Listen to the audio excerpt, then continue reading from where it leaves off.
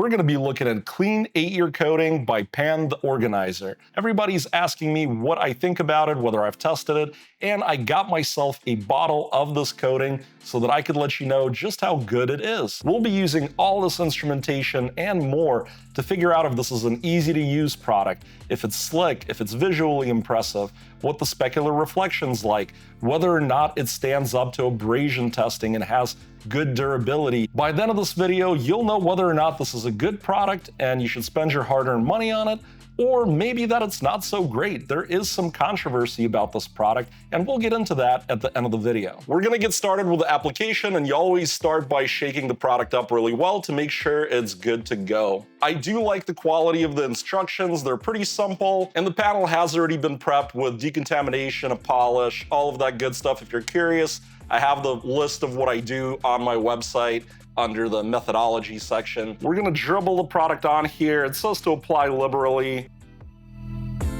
The product is very slightly grippy, but I would not call it tacky. Give it a nice crosshatch. You can see the flashing is occurring pretty quickly. They say about 1 to 2 minutes, and then you can start the cleanup. We're right at 2 minutes. This is a very rapidly flashing product, so let's see how it cleans up. Oh, it comes off like a dream. I was expecting with such a fast flash for there to be some tack, but there's really not. Let's do our insurance wipe.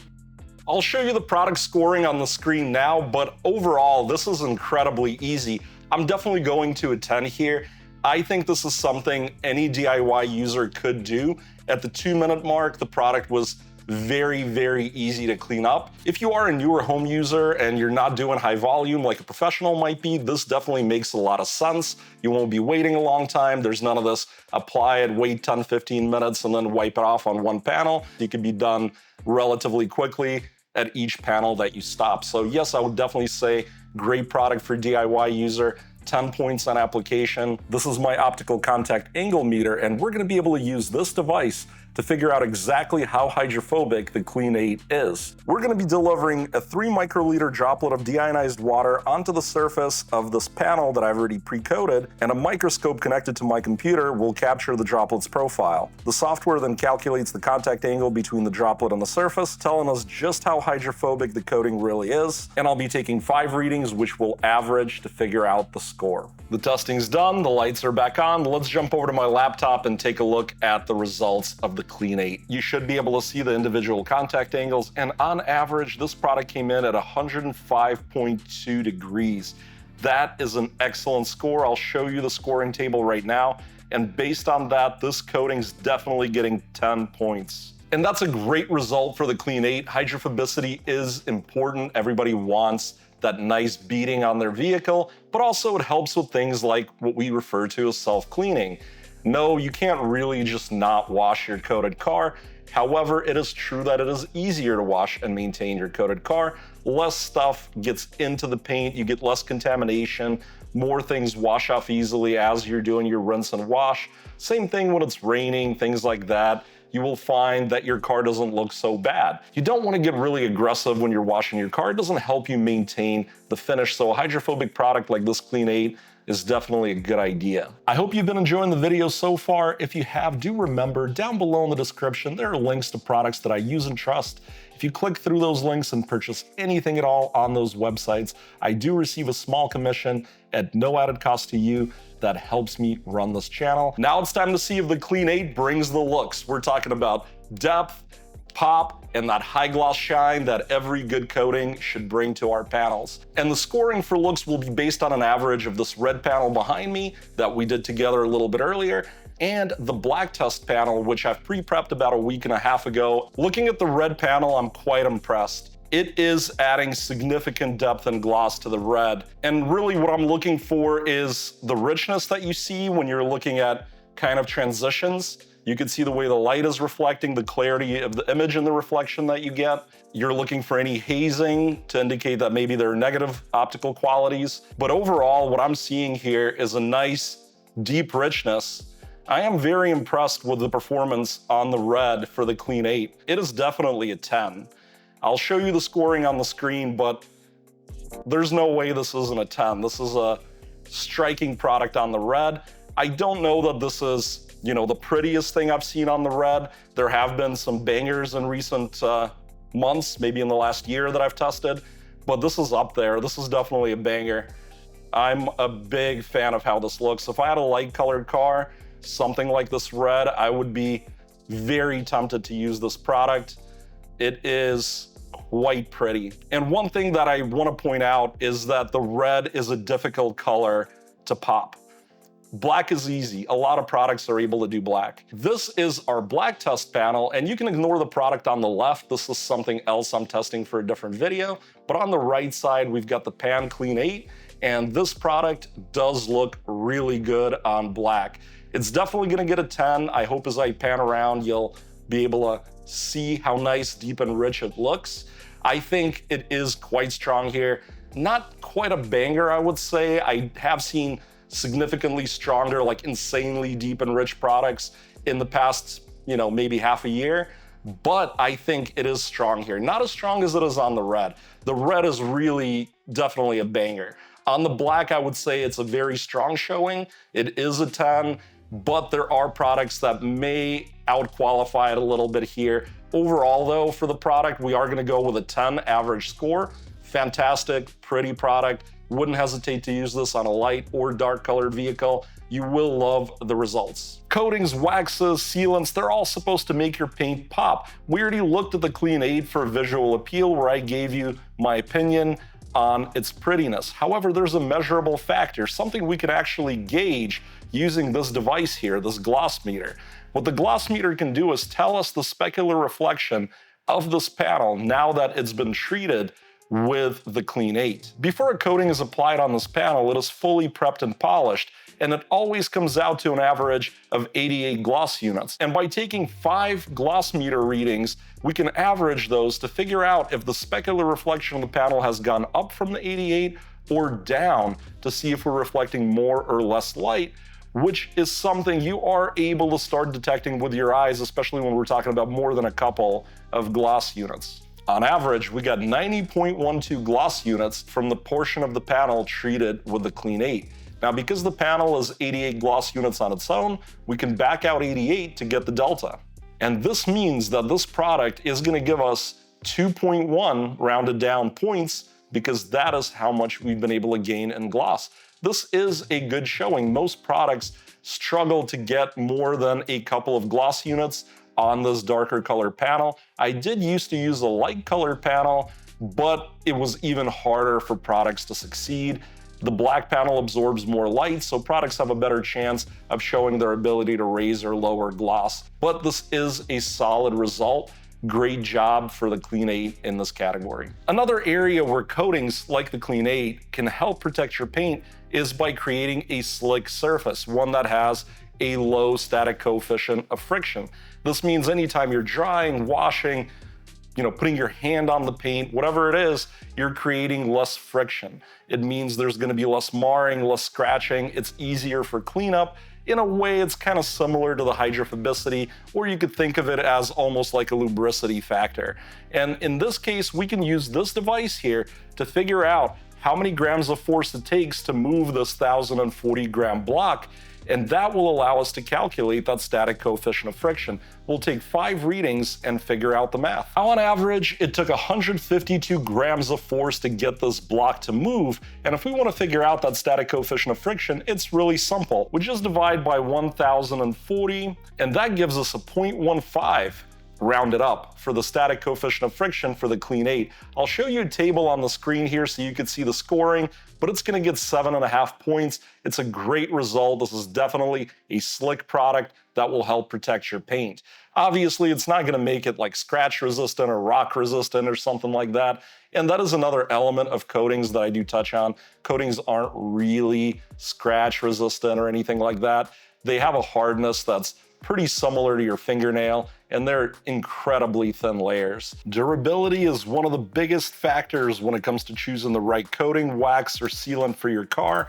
And to find out how good this Clean 8 is, I've set up an objective and repeatable method using an oximeter.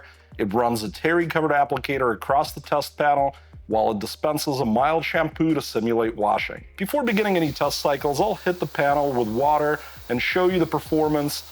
And just as a heads up, there's a control strip in the middle, and that's really what we're comparing to as we wear down the coating. And I'll throw up the scoring system on the screen. The test runs in batches of 10, 20, 50, 100, 300, and 1,000 passes. After each round, I'm going to spray the panel with water so we can check if the product is still doing its job. And what we're looking for there is beating. We want to compare the performance to the control and see if the coating is starting to wear away and fail. Now, this is a durability test, not a longevity test. Longevity depends on all kinds of real-world variables that we can't fully control for in the lab. You might have salt, road grime, all kinds of other things that are unique to your location. Could be climate differences. For instance, I live in a hot climate, you might live in a cold climate. You might store your car indoors, somebody else might store their car outside. So this is just a way that we can sort of approximate how the product may perform. While this test is not perfect, it's still a great indicator of how long the Clean 8 might perform. Certainly products that can withstand a lot of abrasion are ones that I've personally found to work well over the years. I've got to say the Clean 8 by Pan has done a fantastic job in durability. Performance is excellent, it's shedding water everywhere. Compared to this other coating that did not perform as well, we could see how much water the Pan Clean 8 is able to shed versus this other coating that didn't work as well. You could see all the water stuck to the panel while the Clean 8 still looks fantastic. I don't think I can even really see a wear line or anything. Definitely 10 points. Excellent durability for the Clean 8. With the testing out of the way, it's time to talk about if this is a product I would buy and recommend, who the product is for, in my opinion, and a little bit about the controversy that surrounds Clean and Pan the Organizer when it comes to these coatings. Overall, I think this is absolutely a product I would recommend and use. I think it has very strong qualities across the board. I was overall very impressed with this product, and I would say this product is great specifically for DIY users, although I think professional installers could also use it quite successfully.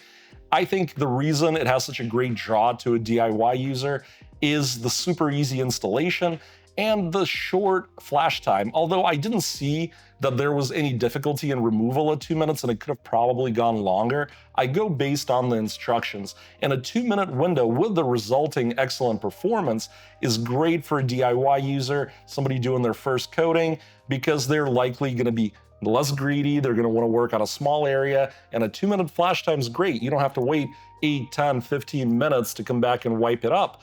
And pros, on the other hand, may leverage a 10 or more minute flash time on a coating. A DIYer facing a 15-minute wait time, let's say they get a little greedy, maybe they do the door, decide, oh, I'll do the mirror cap too. They walk off for 10, 15 minutes, come back, do the door, forget the mirror cap, and now you've got a high spot. Working in those short increments is a good way for a DIYer to make progress with their coating, with their skills, without really worrying that they're forgetting things. And because the coating wasn't tough to remove at 2 minutes, I think there is still plenty of working time for somebody that may have missed a spot. Let's get into the controversy.